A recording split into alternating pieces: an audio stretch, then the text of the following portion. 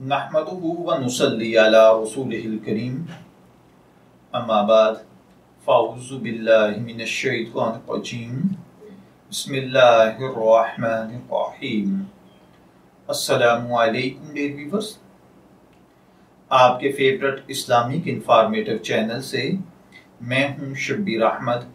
हमारा आज का टॉपिक है हालत नफास में बीवी को 3 तलाक़ें दे देने का शरई हुक्म।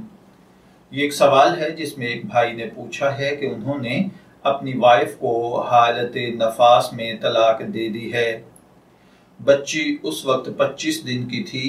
आया ये तलाक वाक़ई हुई या नहीं, और अल्फाज तलाक अपनी अहलिया को बराह रास्त नहीं कहे बल्कि अपनी अहलिया के बहनोई को वॉइस में बताए थे, और अल्फाज ये हैं कि मैं 3 तलाक दे चुका हूँ, इससे और उसकी औलाद से कोई वास्ता नहीं है।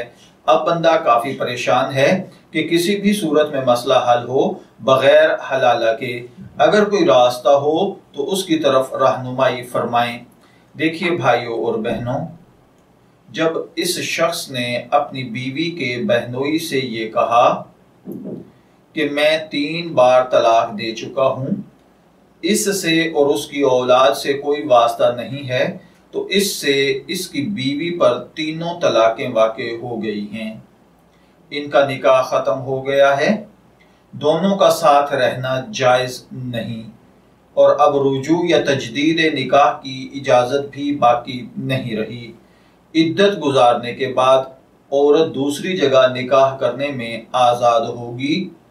दूसरी जगह निकाह करने की सूरत में अगर अज़दवाजी ताल्लुक कायम होने के बाद दूसरे शोहर का इंतकाल हो जाए या वो तलाक दे दे, तो इस दूसरे शोहर को इद्दत गुजारने के बाद दोबारा पहले शोहर से शरई गवाहों की मौजूदगी में नए महर के साथ दोबारा निकाह करने की इजाज़त होगी।